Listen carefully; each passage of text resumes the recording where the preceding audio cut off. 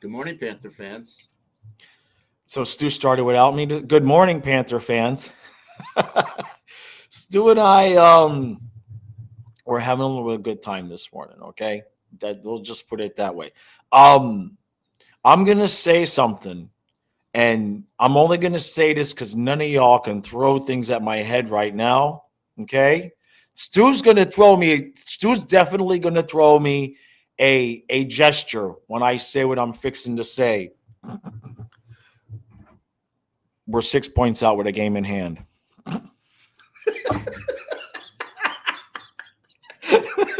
Okay. I couldn't help it. I couldn't help it. Look, all joking with that to the side, we're going to talk about the game. But I'll say this. The Islanders have lost a couple in a row. The Penguins are losing. If there's ever going to be any miraculous opportunity for this team to get back in it, it is now.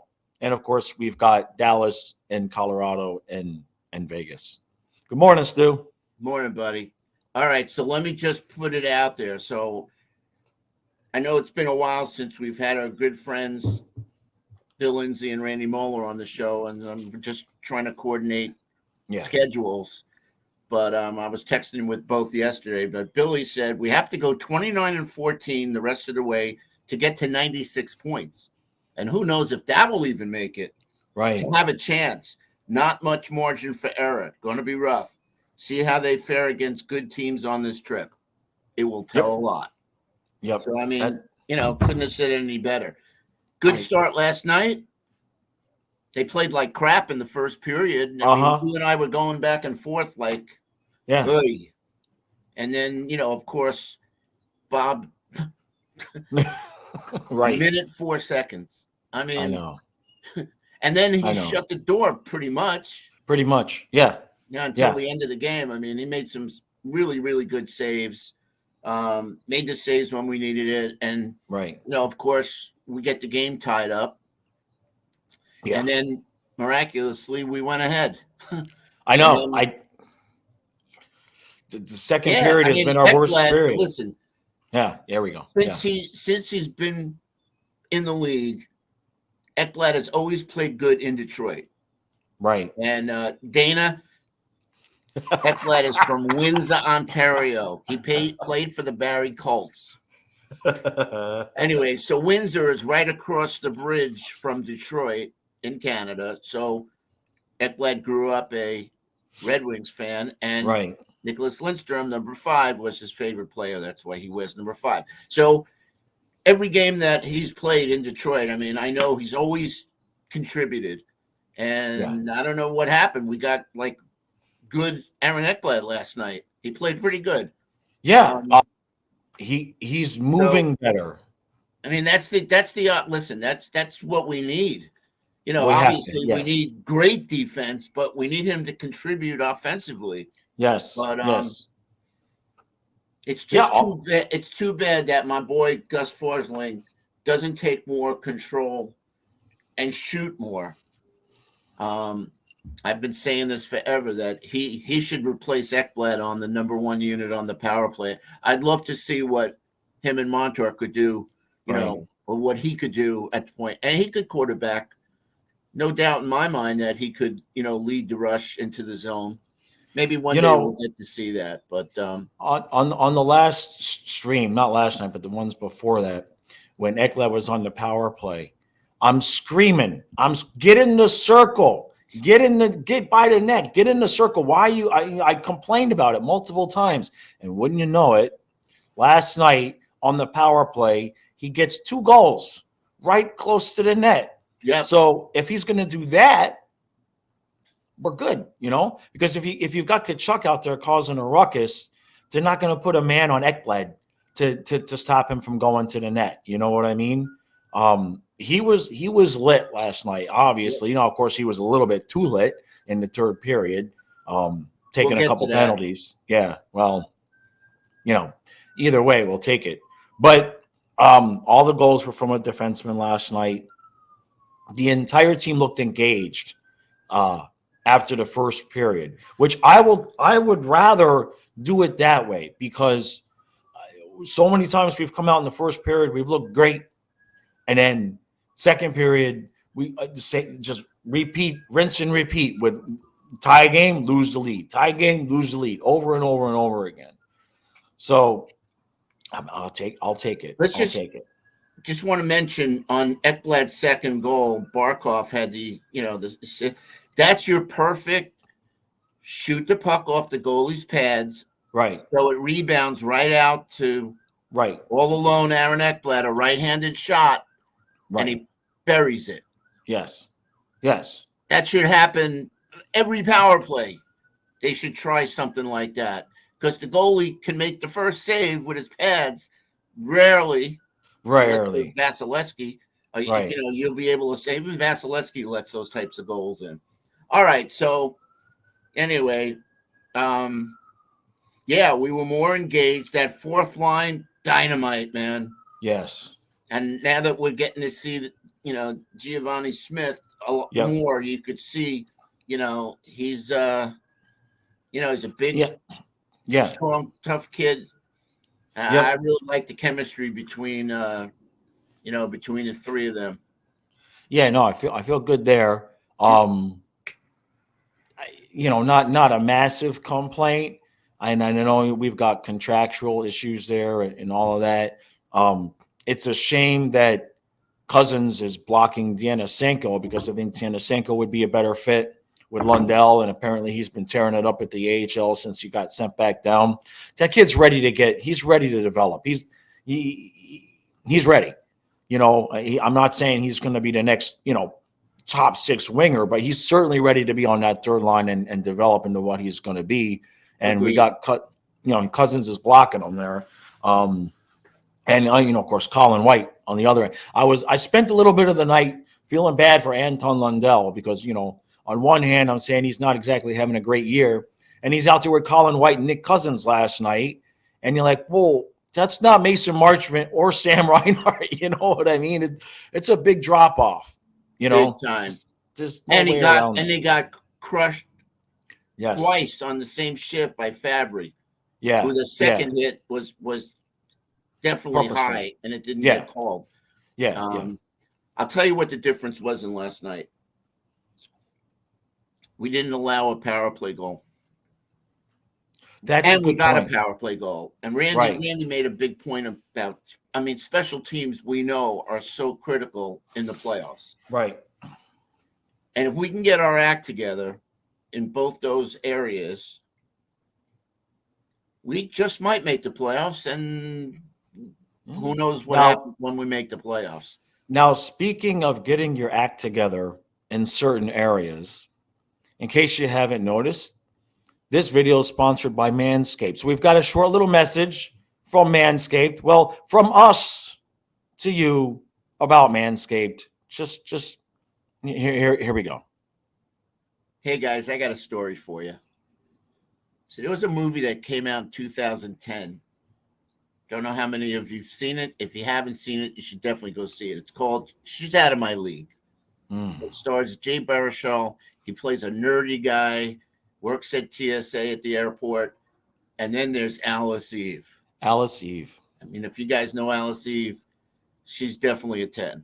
Yeah. Anyway, she's a successful lawyer, blah, blah, blah. She goes, coming in on a flight. She loses her phone. And Kirk is the character's name. He finds the phone. And he goes to return the phone to her. And as a thank you, she asks him if he wants to go to a hockey game. Now, they're in Pittsburgh. And he's a big Penguins fan. So, of course, he says yes. So it ends up being like a double date. He brings his best friend, who's a real jerk, when they're on the glass. Nice. And it's funny because I guess she dated one of the Penguins, and the guy gets checked against the glass right in front of him. So it's really funny. Anyway, it progresses. They have another date, and then there's that big third date. It's time. Where she invites him to her apartment. We're doing this. So basically, before the date happens, he's telling his three best friends about the evening, what's going to be. Exactly. And this one gives advice, that one gives advice. But the cool, good-looking friend that, gets every chick he wants, asks him, "Hey, Kirk, are you prepared? Did you groom?" Are you And he good, looked bro? at him Are you like, good? "Yeah, I shaved this morning." He goes, "No, did you groom?" Yeah. So anyway, it's really funny. There's a funny scene, I and I have that. I have some clips from that scene, guys. oh, cool. Just just here. Don't end up like this. Here goes nothing. Oh, ow! I don't like this. I can't really abort the mission right now. I've shaved approximately 1/3 of my balls. I'll look.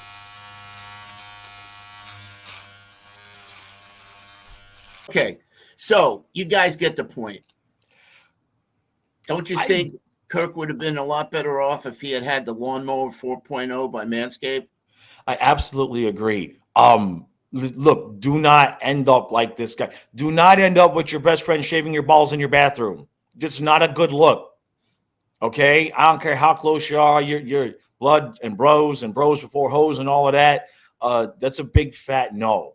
Okay, now what you see in front of you here, now that's the weed whacker. That's the nose and the ear trimmer. Now I've used that a little bit because for you young guys, you're like, what? Nose and ear? I trust you. Somewhere around 40 years old, you're going to wake up in the mirror and there's going to be a 6-inch hair on your ear and you go, what the boop? Okay. And it's never going to go away. All right. And then another one's going to come and then you're going to start losing your hair this way and the hair comes out your nose and your ears. So you definitely need this thing. Now, the other thing is the lawnmower. Listen to Wait, this. the nose hairs are the worst. You got to. Oh yeah, no, but I got the lawnmower. Listen There to this. it is. And look at this. The light. Go to the light, gentlemen. You see that light? This thing is so small and so smooth, and the light sells it for me. Okay, now I have been trimming since I'm 51. The first time I trimmed, Too much info, bro. the first time I no, it's not even trim. No, let's just go there. Okay, this is not the show to be. The first time I trimmed, I was 16 years old.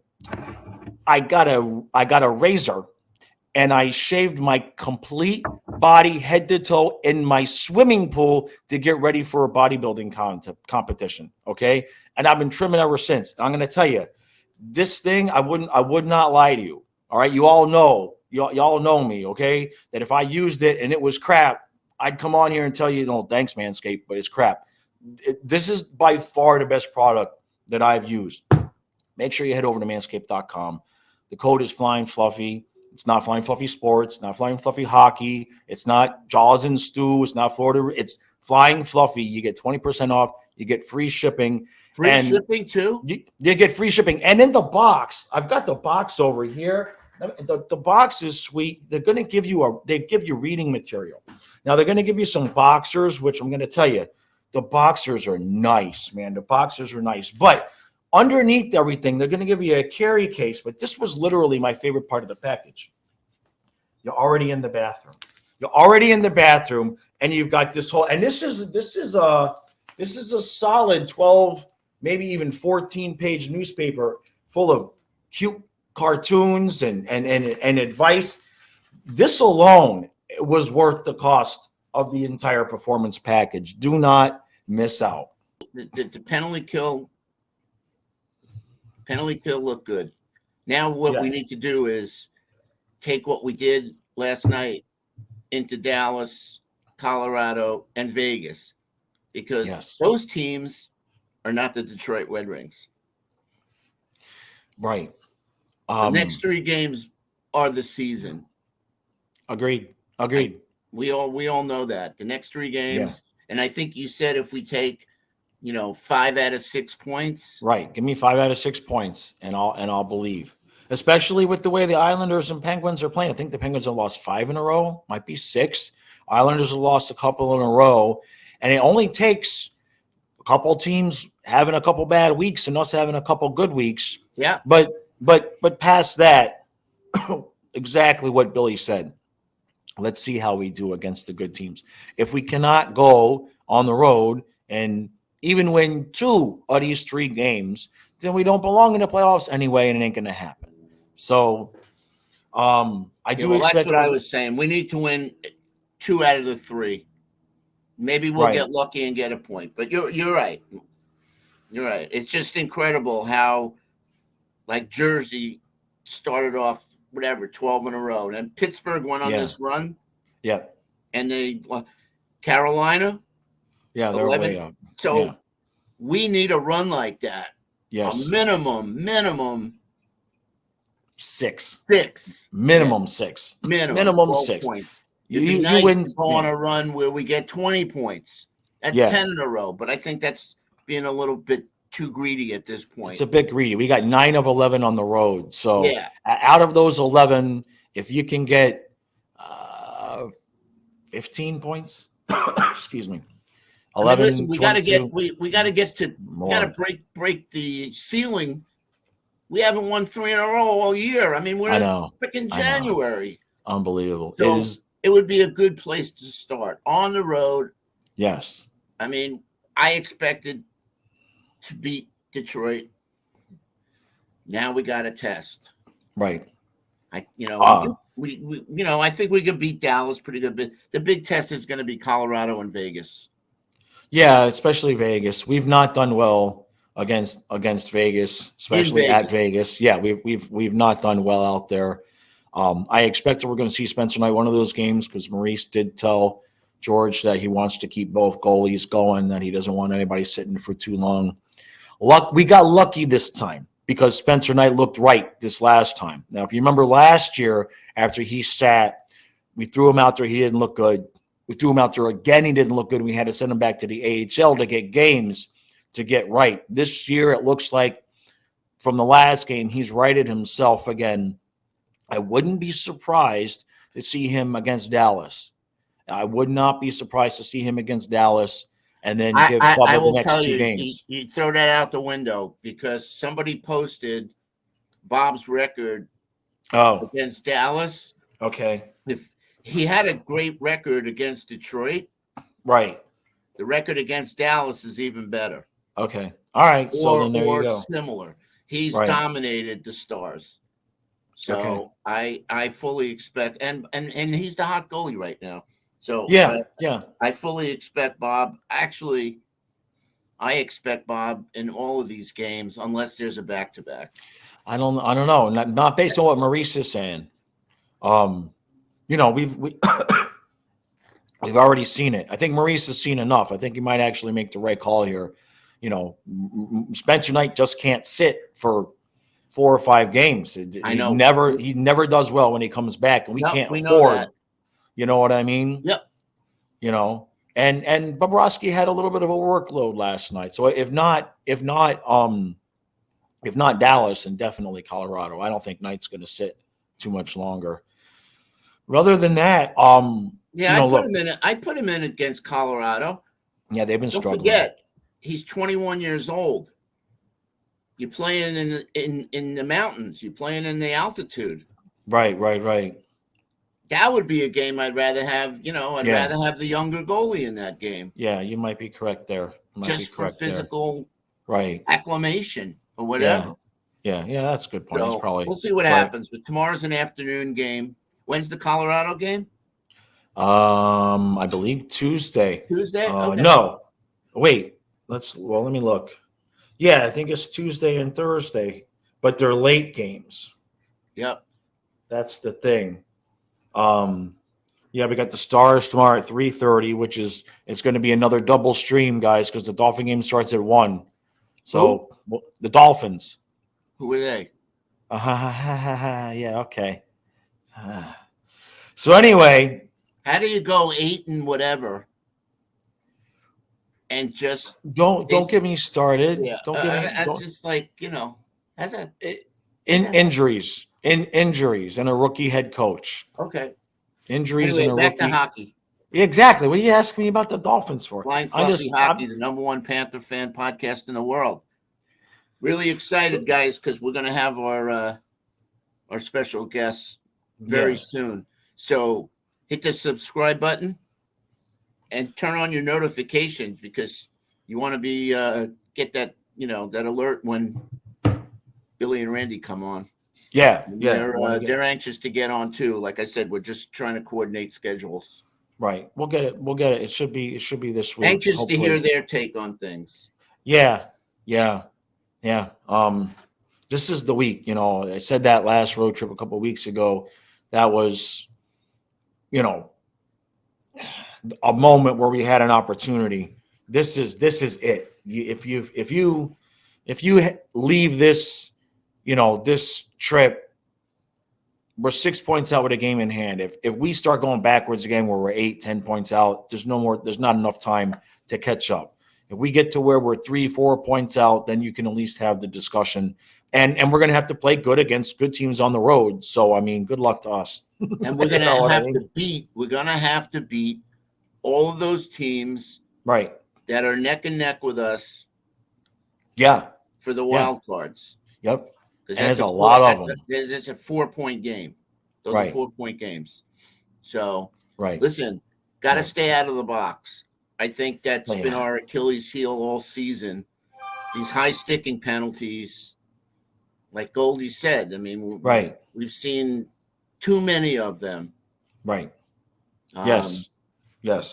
But I'm encouraged. You know, listen, when we win more than 3 games in a row, then we can say, look, we there might be something going on here. This win one, lose one, win one.